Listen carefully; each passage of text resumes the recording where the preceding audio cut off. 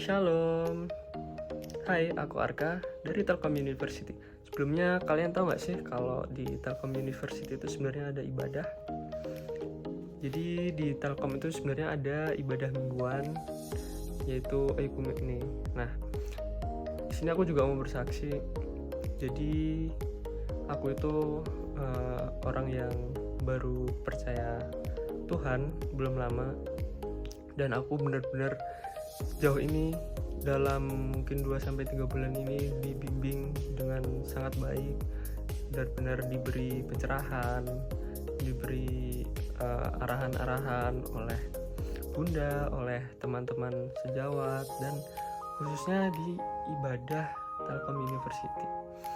Nah, di sini aku mau jelasin rangkuman-rangkuman apa aja sih yang aku dapat dari ibadah Oikumene di Telkom University dan ibadah-ibadah berikutnya yang aku jalanin selama hampir 1 semester ini.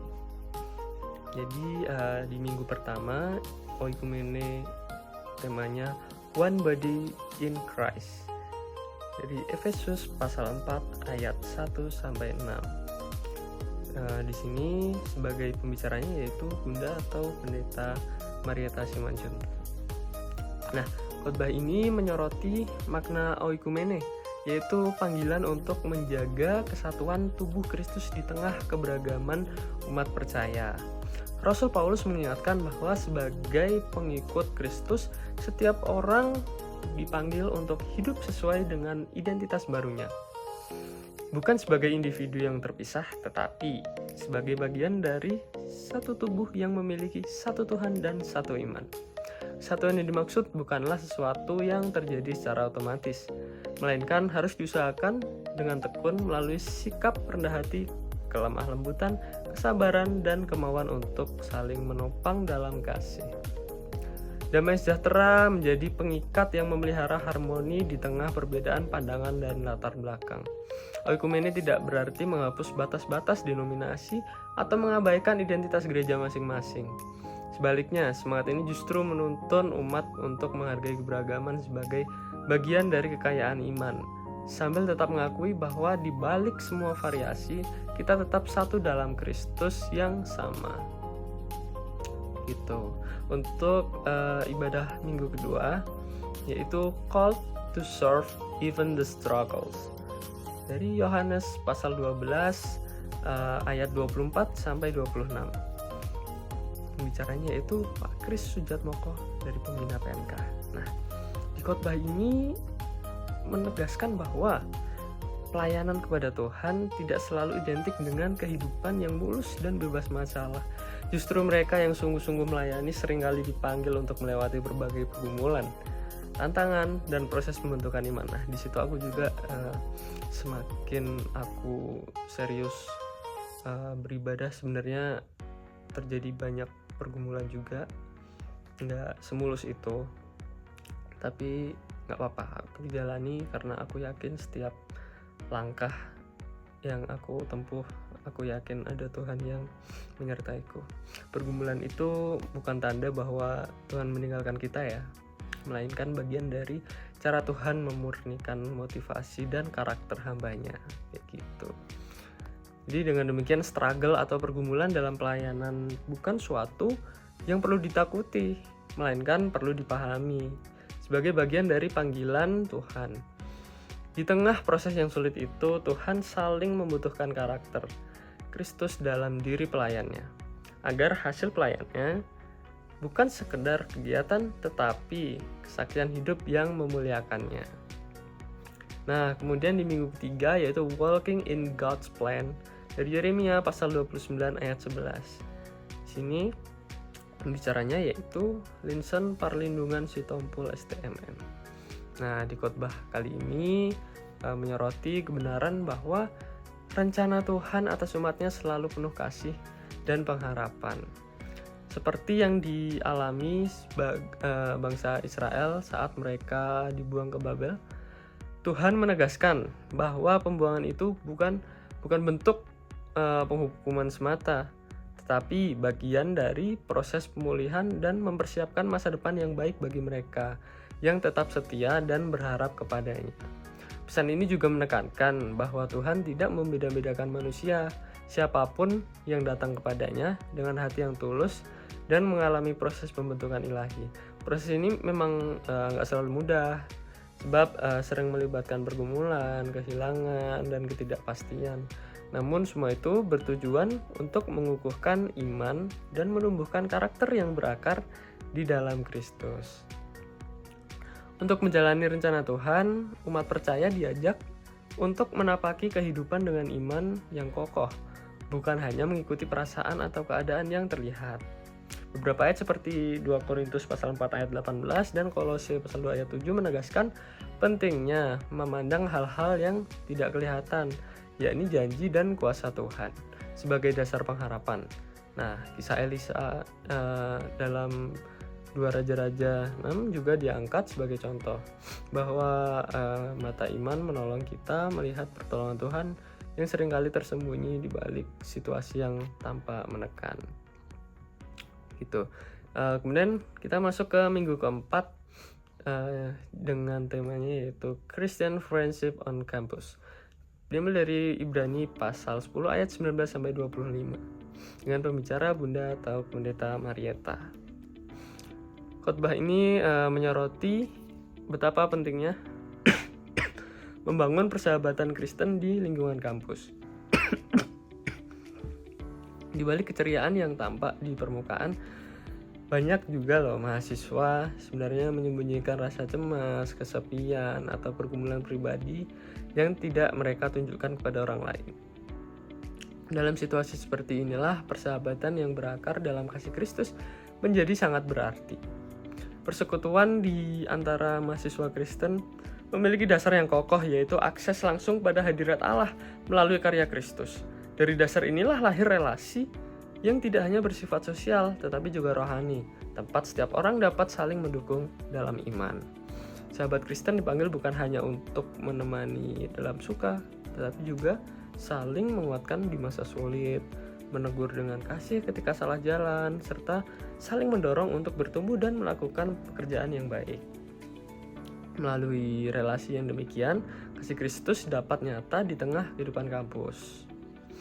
Kemudian kita masuk ke minggu kelima, yaitu Strength for the Journey, yang diambil dari Filipi pasal 4 ayat 13 dengan pembicara Insinyur Jaspar Hasudungan. Pada khotbah kali ini membahas tentang kekuatan sejati yang bersumber dari Kristus. Rasul Paulus menuliskan ayat ini ketika ia berada di penjara, menunjukkan bahwa iman dan pengharapan tidak bergantung pada situasi eksternal. Dalam keadaan berkelimpahan maupun kekurangan, Rasul Paulus menemukan kekuatan untuk bertahan, karena Kristus yang memberi kekuatan melewati setiap keadaan. Kekuatan dari Tuhan tidak selalu berarti masalah langsung lenyap, tetapi memberi keteguhan hati untuk menghadapi dengan iman. Ayat segala perkara dapat kutanggung di dalam Dia mengandung makna yang lebih dalam dari sekedar ketahanan menghadapi penderitaan. Perkara mencakup seluruh tantangan hidup termasuk tekanan zaman postmodern seperti hedonisme, materialisme, dan budaya post-truth yang perlahan melemahkan iman dan integritas rohani. Dalam konteks ini, Dia menunjuk pada Kristus sebagai sumber kekuatan yang sejati, sumber yang sering dihindari manusia karena lebih memilih solusi instan atau kenyamanan diri. Jadi khotbah ini juga menegaskan bahwa setiap pergumulan dapat diubah menjadi pengharapan jika dijalani dengan ketekunan.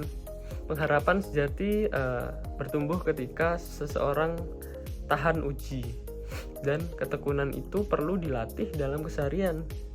Bagi mahasiswa, hal ini berarti tekun bukan hanya dalam mengasah kemampuan akademik, tetapi juga dalam menjaga kedisiplinan rohani, seperti membaca Alkitab teratur, berdoa, terus hidup dalam kebergantungan Tuhan. Nah, dari situ kekuatan sejati itu mengalir, kekuatan yang tidak goyah oleh keadaan tetapi berakar dalam Kristus. Kemudian kita masuk ke minggu 6 yaitu menjadi saksi lewat perbuatan. Nah, di sini di gereja aku di GBI Bethel Bandung, di sini pendetanya Pendeta Daniel Edi Prayitno. Beliau ini berkhotbah cukup mungkin sangat berkesan bagi saya di waktu itu, karena mungkin saya pertama kali baru melihat beliau, dan beliau ini khotbahnya sangat mengesankan dan mengambil banyak kisah-kisah beliau ketika di masa sulit, tetapi beliau tetap membantu. Jadi di khotbah kali ini berisi tentang pentingnya menjadi saksi Tuhan melalui perbuatan kita. Jadi Pak Edi Prayitno ini menjelaskan bahwa hidup yang berbuah akan menjadi hidup yang penting, dihargai, dan dilihat oleh orang lain. Sebagai contoh, seorang yang sudah tua memilih untuk melayani keluarganya dan mengelola kebun anggur yang kemudian berbuah lebat. Hal ini menunjukkan bahwa ketika kita berbuah, hidup kita memiliki dampak positif dan menjadi perhatian. Nah, pembicara Pak Edi Prayitno ini juga mengutip dari Yohanes pasal 15 ayat 16 yang menekankan bahwa Tuhan memilih kita untuk menghasilkan buah yang tetap. Buah yang dimaksud bukan hanya pertobatan atau buah roh, tetapi juga buah dari pekerjaan baik, seperti yang tertulis dalam Kolose pasal 1 ayat 10. Berbuat baik adalah kesempatan yang diberikan Tuhan untuk melayani dan memberi dampak positif kepada orang lain. Dalam pelayanan, meskipun awalnya merasa tidak mampu, dengan pertolongan Tuhan banyak hal yang bisa dicapai, bukan? Seperti membuka klinik atau membantu pelayanan kemanusiaan. Pada akhirnya khotbah ini berbuah dengan cara berbuat baik kepada sesama, karena perbuatan baik akan kembali kepada kita dan buah kehidupan dari kita. Tuhan bekerja melalui kita, dan kita dipanggil untuk melayani serta memberi kebaikan kepada mereka yang membutuhkan. Gitu. Kemudian di minggu ke-7 bersama Pendeta Agrada Ciputra dengan tema Go Where God Leads, dari Keluaran pasal 13 ayat 17 sampai 22. Nah, pada khotbah kali ini menekankan bahwa pentingnya kekuatan dari Kristus dan ketekunan dalam iman di tengah berbagai pergumulan hidup dan tantangan zaman modern, termasuk di lingkungan kampus. Kesatuan umat Kristen dibangun bukan dengan menghilangkan perbedaan, melainkan dengan saling menguatkan dalam sikap rendah hati, kasih, dan saling mendukung. Pelayanan tidak bebas dari masalah, melainkan merupakan bagian dari proses pengorbanan yang menghasilkan buah rohani. Tuhan memproses setiap orang dengan tujuan memberi pengharapan dan masa depan, sekalipun proses itu berat dan penuh pergumulan. Hidup Kristen menuntut untuk berjalan bersama Tuhan dengan iman yang teguh, melihat lewat mata rohani, bukan hanya Tuhan dengan iman yang teguh, bukan hanya berdasarkan keadaan dan perasaan. Dalam lingkungan kampus yang multikultural, yang berbeda-beda dan penuh tekanan sosial, persahabatan Kristen menjadi sangat penting sebagai tempat saling menguatkan dan menegur dalam kasih. Nah, khotbah ini mengajak agar kita itu tekun menjaga disiplin seperti membaca Alkitab dan berdoa, serta mengandalkan kekuatan Kristus yang kemampuannya menghadapi segala perkara, bukan menghilangkan masalah, tetapi melewati dan mengatasi masalah. Dengan demikian, pengharapan sejati dan kekuatan rohani lahir dari hubungan yang kokoh dengan Kristus dan hubungan persahabatan yang dibangun dalam kasih-Nya. Gitu. Kemudian masuk ke minggu 8, minggu yang terakhir, dengan tema Place Your Trust in His Promises, dari Pendeta Jong Sekyun. Nah, di khotbah kali ini beliau mengajarkan kita untuk mempercayai Tuhan dengan sepenuh hati, bukan hanya secara intelektual, tetapi juga dengan menyerahkan diri pada janji-janjinya. terutama saat menghadapi tantangan hidup.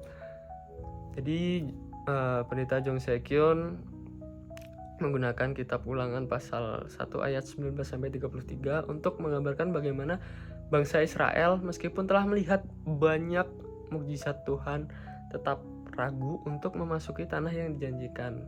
Hanya Kaleb dan Yosua yang tetap percaya pada Tuhan akan memberi mereka kemenangan atas tantangan yang ada. Di khotbah kali ini mengajak kita untuk merenungkan apakah kita telah menaruh iman kita pada dasar yang benar, yaitu pada janji Tuhan, dan bertindak berdasarkan iman, bukan ketakutan atau kekhawatiran.